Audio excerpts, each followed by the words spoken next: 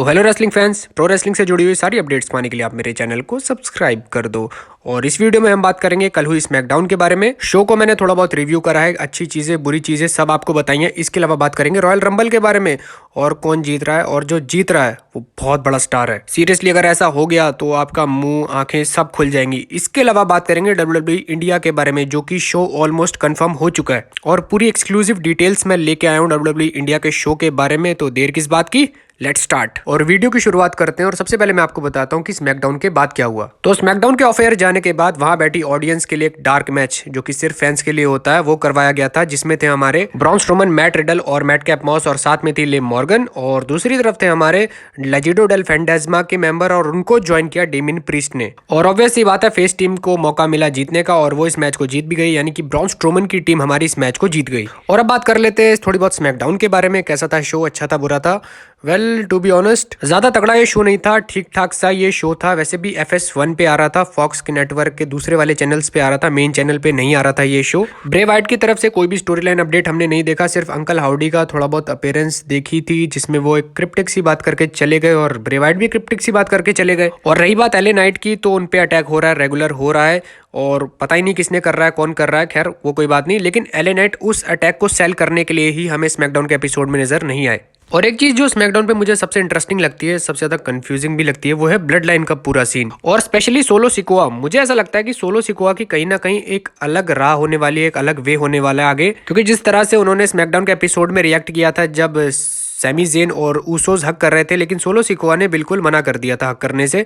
इसके अलावा वो कैच फ्रेसेस का भी यूज नहीं कर रहे थे। और अगर आपने ध्यान से नोटिस किया होगा तो वो रैम्प पे भी उन्होंने सेम चीज नहीं की थी, मतलब वो जो वी द वन फ्रेज जो करते हैं ब्लड लाइन पूरी, सोलो सिकोआ ने वो चीज नहीं करी थी, और रिंग में भी सेम चीज उन्होंने नहीं करी थी। तो सोलो सिकोआ क्या करने वाले हैं आगे, ये थोड़ा देखने वाली बात होगी। बहुत ही जल्दी में प्रेडिक्शन नहीं की जा सकती, मगर जैसे जैसे ब्लड लाइन की सीन आगे बढ़ेगा, सैमी ज़ेन और सोलो सिकोआ पे हमें स्पेशल नजर रखनी पड़ेगी ब्लड लाइन में। तो ये कुछ चीजें हैं ब्लड लाइन से जुड़ी हुई। अब ओवरऑल एक थिंग बताता हूँ आपको रॉयल रंबल से जुड़ा हुआ, कि अगला जो पेपर व्यू है वो है रॉयल रंबल। ऐसे में जो शोज हैं, जो रॉ और स्मैकडाउन है, उसकी जो एक पेस होती है, एक स्टोरी लाइन की अपडेट या डेवलपमेंट की जो पूरी पेस होती है, उसमें मेरे ख्याल आप बहुत तगड़ा स्लो भी देखोगे, और इसी की वजह से शायद आपको शो थोड़े बोरिंग भी नजर आ सकते हैं। थोड़े बहुत उसी चीज का असर होगा कि शोज आपको बोरिंग नजर आएंगे। मगर ओवरऑल WWE ने पेपर व्यू तो सेट किया नहीं, Day 1 होने वाला था, लेकिन वो कैंसिल हो चुका है। तो अब रॉयल रंबल ही है, और वो है 28 जनवरी को, यानी कि एटलीस्ट WWE के पास 8 हफ्ते पूरे हैं। तो ऐसे में आप टूर्नामेंट्स भी देख सकते हो रॉयल रंबल के लिए, या फिर मैचेस की अपॉर्चुनिटीज के लिए टूर्नामेंट देख सकते हो, और भी बहुत सारी थिंग्स देख सकते हो। लेकिन वो सारी चीज WWE को रॉ और स्मैकडाउन के बीच ही करनी पड़ेगी। और अगर रॉयल रंबल की बात चली रही है तो एक मेगा न्यूज भी दे देता हूँ आपको। तो करंट प्लान्स के अकॉर्डिंग, डिस्कशंस के अकॉर्डिंग रॉक आ रहे हैं रॉयल रंबल 2023 में। और बात ये नहीं है कि रॉयल रंबल में वो आके सिर्फ एक छोटी सी अपीयरेंस देके चले जाएंगे, बल्कि वो मेंस रॉयल रंबल का पार्ट होने वाले हैं। और डिस्कशंस के अकॉर्डिंग रॉयल रंबल को जीत भी सकते हैं रॉक, और फिर वो स्टोरी लाइन स्टार्ट होगी। रॉयल रंबल को जीतने के बाद वो स्टोरी लाइन स्टार्ट होगी जिसका हम सबको बहुत सालों से वेट हो चुका है। रॉक वर्सेस रोमन रेंज की स्टोरी लाइन वहां से चालू होगी, और वो जाएगी रेसलमेनिया 39 तक। और ये न्यूज सुनने के बाद मुझे बहुत ज्यादा हैप्पीनेस इसीलिए हो रही है क्योंकि रॉयल रंबल से पहले ये डिस्कशन शुरू हो गए हैं, यानी कि कहीं ना कहीं कुछ बातें हैं ऐसी जो शायद इफेक्ट में आ सकती हैं, और पूरी तरह से रॉक के शेड्यूल पे ये सारी चीजें डिपेंड भी करती हैं। और एक चीज और भी है, रॉयल रंबल से पहले यानी कि मिड जनवरी में बिल्कुल हर चीज प्लान के अकॉर्डिंग लॉक हो चुकी होगी, यानी कि रॉयल रंबल से पहले ही ये सेट हो चुका होगा कि रेसलमेनिया 39 में कौन जा रहा है, कौन जीत रहा है, या फिर रॉयल रंबल को भी कौन जीत रहा है। मेरे कहने का सिंपली मतलब ये है कि रॉयल रंबल से पहले ये जो टाइम है, ये जो टाइम चल रहा है, ये टाइम पीरियड जो चल रहा है, इसमें रॉक के डिस्कशंस होना भी एक बहुत ही पॉजिटिव न्यूज है। एंड आई होप ऐसा कुछ हो जाए और फिर रेसलमेनिया 39 में तो धमाका हो जाएगा।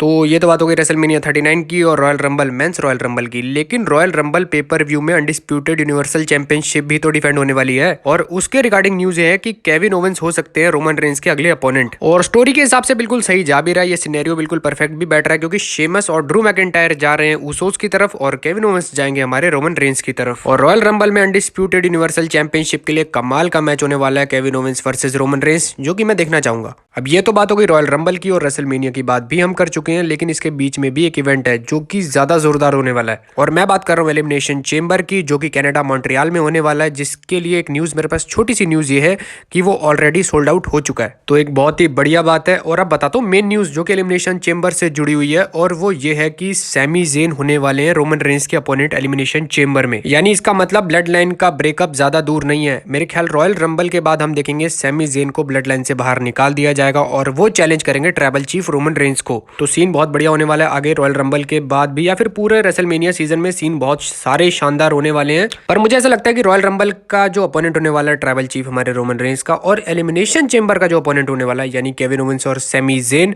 वो कहीं ना कहीं ब्लड लाइन का पीछा छोड़ेंगे नहीं आगे। और मेरे कहने का सीधा मतलब ये है कि सैमी ज़ेन और केविन ओवेंस चैलेंज कर सकते हैं रेसलमेनिया में ऊसोस को अनडिस्प्यूटेड टैग टीम चैंपियनशिप के लिए। तो अभी रॉयल रंबल आया नहीं है, रेसलमेनिया सीजन भी अभी स्टार्ट नहीं हुआ है, और काफी कुछ चीजें क्लियर होनी शुरू हो गई हैं, एंड आई होप कि आगे भी बहुत सारी चीजें क्लियर होंगी। और मैं तो रॉक को देखना चाहता हूँ, सीरियसली बिग फैन। और अब बात करते हैं डब्ल्यूडब्ल्यूई का शो जो कि इंडिया में होने वाला है। बहुत ही ब्रेकिंग न्यूज बता रहा हूँ आपको, बहुत ही एक्सक्लूसिव न्यूज बता रहा हूँ आपको। तो मामला कुछ ऐसा है कि डब्ल्यूडब्ल्यूई प्लान कर रही है इंडिया में एक शो, एक इवेंट, और ये शो होने वाला है स्मैकडाउन ब्रांड का, यानी कि हमारे ट्राइबल चीफ रोमन रेंस भी इंडिया आ सकते हैं। तो इंडियन फैंस के लिए बहुत ही बढ़िया खबर है। एक तो हमारे ट्राइबल चीफ रोमन रेंस आएंगे, जिस रन पे वो चल रहे हैं उस रन के हिसाब से अनडिस्प्यूटेड यूनिवर्सल चैंपियन के रूप में वो इंडिया आएंगे।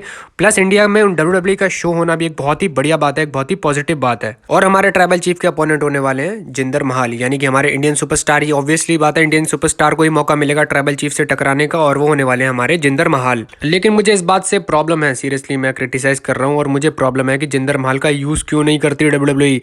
कहने को तो डब्ल्यूडब्ल्यूई की सेकंड सबसे लार्जेस्ट मार्केट है इंडिया, और उसके बावजूद डब्ल्यूडब्ल्यूई का ऐसा कोई भी सुपरस्टार नहीं है, इंडियन सुपरस्टार नहीं है जो ट्राइबल चीफ के लेवल का हो, या उनके हाफ लेवल का हो, या फिर उनके पाव लेवल का हो, ताकि उन्हें चैलेंज करे तो एक क्रेडिबिलिटी लगे। मगर फिलहाल के लिए डब्ल्यूडब्ल्यूई इंडिया के शो के लिए जिंदर महाल सेट है रोमन रेंस को चैलेंज करने के लिए। वैसे अपना पर्सनल ओपिनियन बताऊं तो मेरे हिसाब से एक अपोनेंट हो सकते थे, वो थे वीर महान। पर कोई बात नहीं, बढ़िया है, डब्ल्यूडब्ल्यूई आ रही है इंडिया में। आई होप अच्छी परफॉर्मेंस रहे डब्ल्यूडब्ल्यूई की, और लोग देखने भी जाएं डब्ल्यूडब्ल्यूई के शोज को, और यही तो मैं चाहता हूं।